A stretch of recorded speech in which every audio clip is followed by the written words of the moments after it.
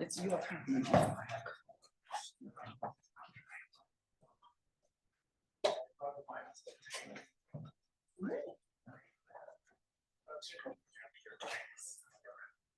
All right, ladies and gentlemen, welcome. It's been an incredible morning and early afternoon. A lot of good papers, good dialogue, good discussion, new ideas, new friendships, new collegial relationships.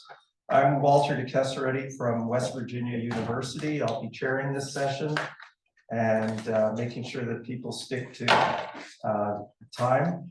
Each presenter, we have Martin Sama and Yves Seguin. Yves will be presenting first. Each person will speak for 20 minutes so that we can have time for questions and discussion. Well, we have a panel right after Yves, so yeah, I'll give you the 5-minute warning.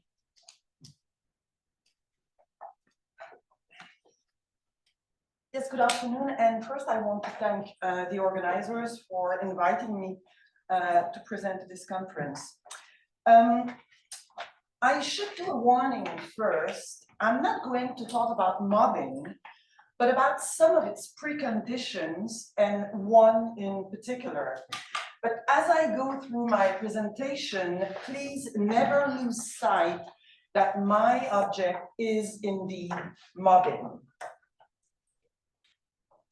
In the last 30 years or so, 4 major changes have taken place in the sociological profile of the student population.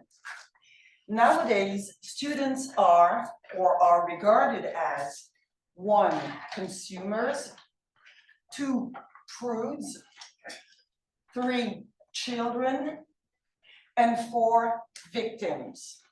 And this is an explosive combination for academic mobbing. These 4 characteristics have bestowed upon them a power greater than the power of disruption they acquired in May '68. True, students have always been involved in academic mobbing, defined narrowly as the mobbing of professors. But my hypothesis is that due to their new sociological profile, students will increasingly partake in it and will increasingly initiate successful mobbing campaigns of their own. So today I want to explore one of their 4 new sociological traits, their consumer status, its origins, legal and organizational translation, impact on university dynamics and the work of faculty, and finally, its implications for mobbing. So here's the plan of my talk.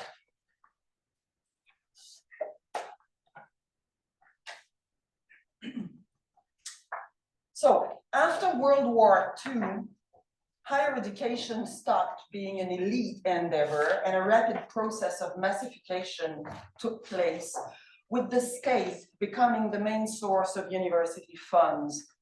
In Canada and the US, laws were passed to allow war veterans to go to university when previously they couldn't afford to go beyond high school. In the 60s and 70s, the middle class has gained widespread access to university, with many countries charging token fees. The idea that higher education should be free was dominant by then. In 1976, the United Nations Covenant on Economic, Social, and Cultural Rights promised to gradually introduce free education at all levels, but this promise was not kept. So instead, we had what many people call a marketization of higher education.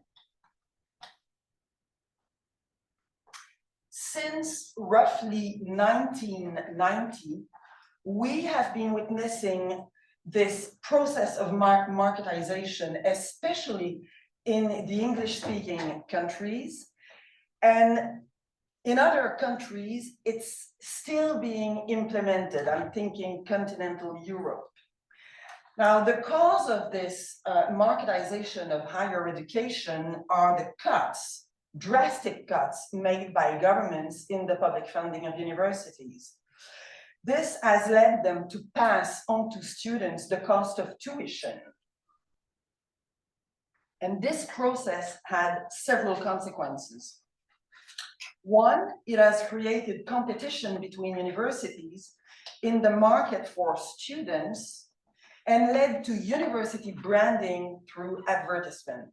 Two, it has led to a significant increase in the numbers and power of university administrators to the point that some scholars speak of an all-administrative university. Three, it has caused massive student debt. When fees were lower or non-existent, government used to give students maintenance grants. Nowadays, not only do students pay the full cost of their education, grants have been replaced by loans. But in return for their indebtedness, students have gained the very valuable status of consumers. And before addressing this point, I propose to review the evolution of tuition fees in 3 English-speaking countries: Canada, the US, and England. So let's have a look at Canada rapidly because I don't have much time. So what we see here is that from 1990 to 2022, there's been a 200% increase in tuition fees. In the US, from 1980 to 2021, an increase of 250%. And in England, from 1998 to 2024, an increase of 500%.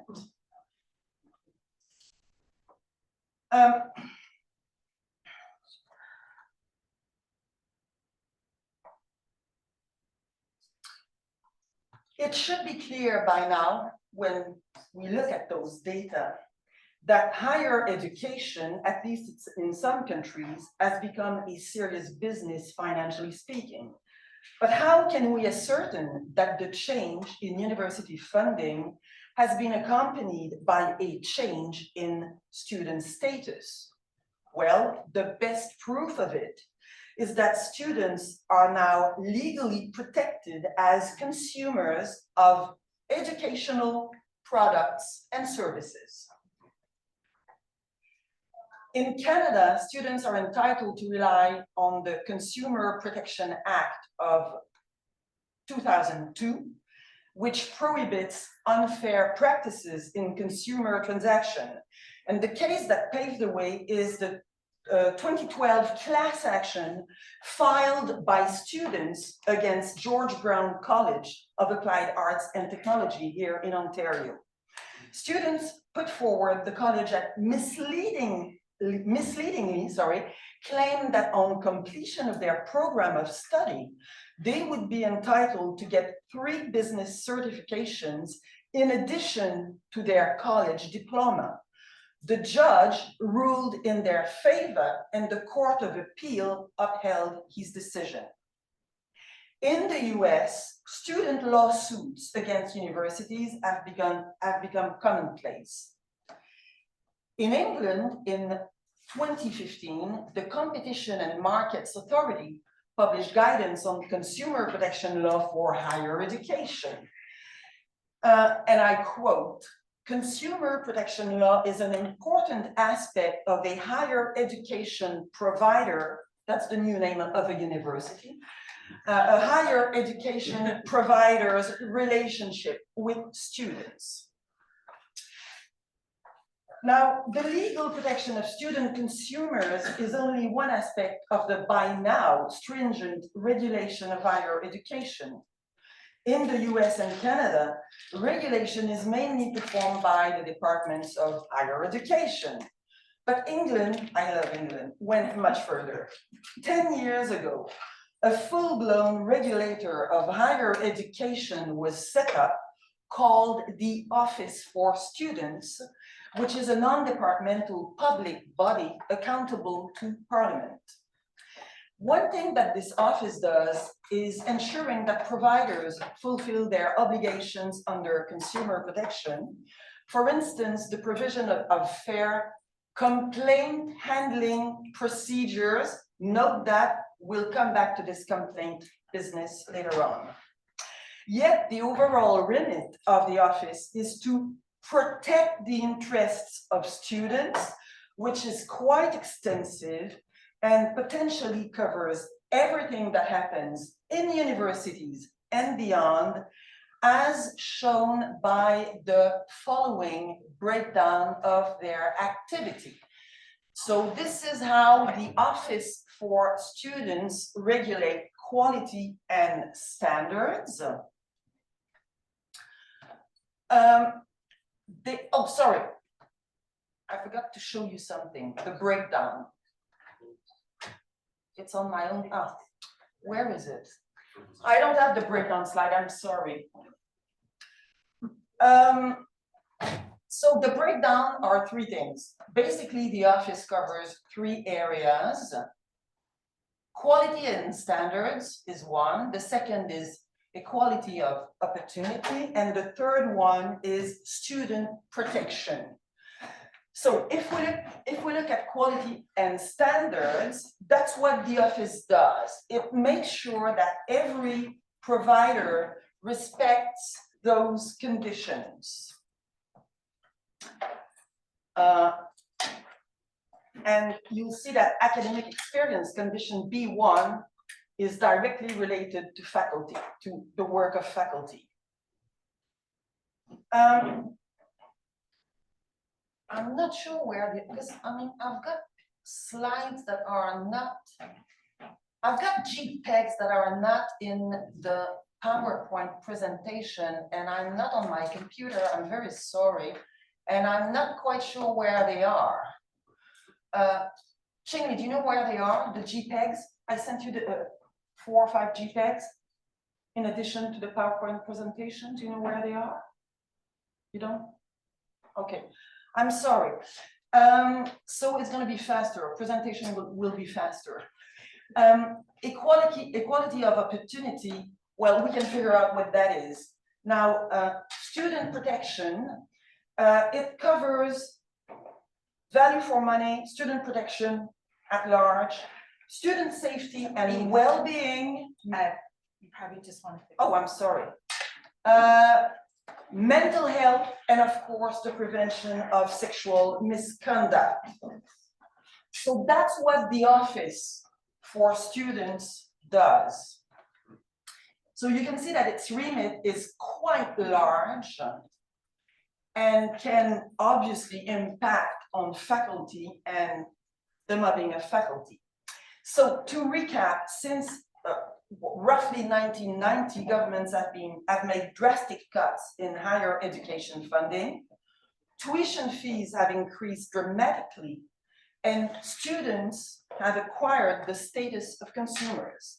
They are legally entitled to consumer protection as part of the new regulation of the higher education market. So clearly, we're facing a new university model quite different from the one that existed between, say, the 60s and the 90s. And in a recent paper, a sociologist has described this new model in 8 points. Now, I'm not going to go over all that, it would be too long. Let me just say that this new university model is characterized by 2 broad orientations. One, customer satisfaction, and 2, student consumerism. And of course, both impact significantly, unable to do that in 5 minutes, I'm sorry, on faculty and are potentially conducive of their mobbing by students. Okay, so let's have a look at customer satisfaction. In those countries where the new model has been long established, customer satisfaction is not, and when I say customer, I'm talking about students. Everybody has gathered that, okay? Customer satisfaction is now the ruling principle that dictates all administrative and educational practices. There's a fixation on consumer satisfaction, product quality, and customer service. And this has led to changes in practices, organizational structures, and the institutional landscapes that involuntarily lead to a devaluation of degrees. Grading is arguably the practice that has been turned upside down, as grading leniency is now widely practiced by professors and expected not only from students, but from parents, programs of study, and university staff in general. For Côté and Allard, grading leniency is the elephant in the room. In universities, everybody knows about it, but no one wants to talk about it.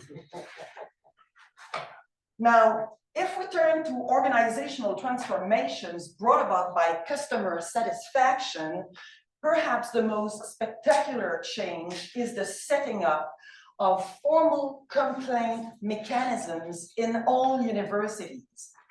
These procedures are abundantly used by students to the point that already in 2006, Glyn Jones was speaking of a culture of complaint.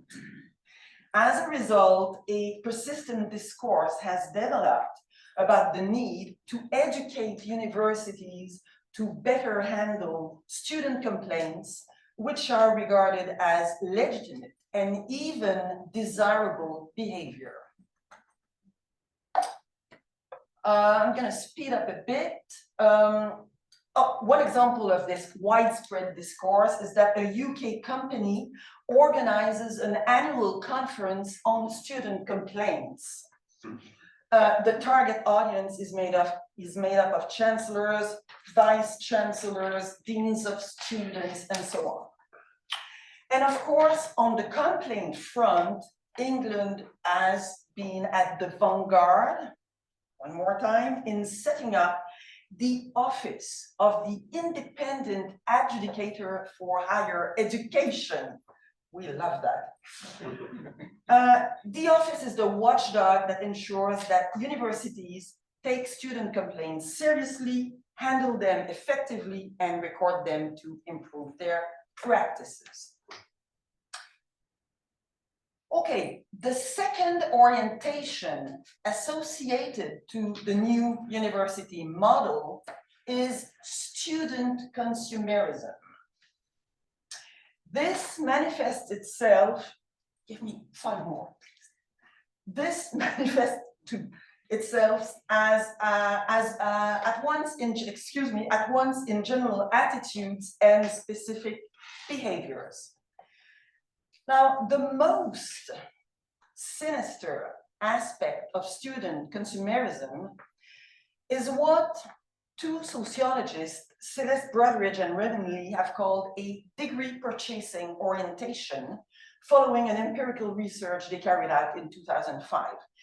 Now, degree purchasing orientation means that students consider their degree to have instrumental value. They regard higher education not as a process, but as a product that will allow them to partake in the labor market. Degree purchasing orientation is characterized by a performance goal whereby the motivation is external, high grades with little efforts are expected, and outperforming fellow students is an end in itself. Brotheridge and Lee's main question was, how does this degree purchasing orientation impact on students' motivation to learn? Their findings are deeply disturbing and shed light on what many lecturers are facing nowadays. regarding a university degree as a ticket to employment leads to a complete evaluation of learning. And I'm going very briefly to tackle 4 specific behaviors that testify to that evaluation of learning. Students don't have adequate personal study methods, and I could give you examples, but I don't have time to do that. They display an amazing resistance to learning in the classroom. Now, on this point, I've got to give you an example. I mean, I just can't refrain myself. Not preparing for class and not seeing the need to prepare for class. What's the point? Lying and making up excuses to explain poor performance, challenging the teacher's authority, inciting resistance from other students, and getting even on student evaluations of teaching. Well, in addition to that, resistance to learning involves low alertness, low activeness, low attentiveness, low enthusiasm, low interest, and low determination. If you didn't know why you no longer enjoy teaching, now you do. Okay, the third is plagiarism. I think that's clear for everybody. The fourth is essay purchase. Now, No, we've got one. hold on a sec. Essay purchase is a practice I knew nothing about before I started the research for this conference. There exists on the internet a number of companies that sell essays written by postgrads and faculty. And apparently the best one is in Montreal, my hometown. It's called Unemployed Professors. And their motto is, so you can play while we make your essays go away. Okay, final point, what are the implications of all this or the consumer status of students for academic mobbing? Well, I think that we can expect, and probably we can already observe, Ken will probably know about that, we've got to discuss it, that students' consumer status will worsen academic mobbing in 4 ways. 1, it will increase, let me show you the slide. 1, it will increase their motivation for mobbing.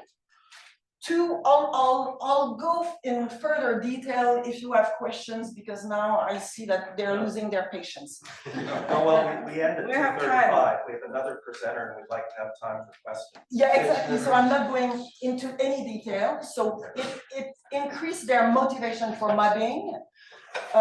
Teachers averse to customer satisfaction will be mobbed, no doubt about that. It will extend the range of false justifications of mobbing. Well, that feature doesn't take into account my satisfaction.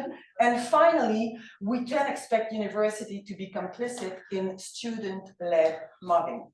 Thank you very much.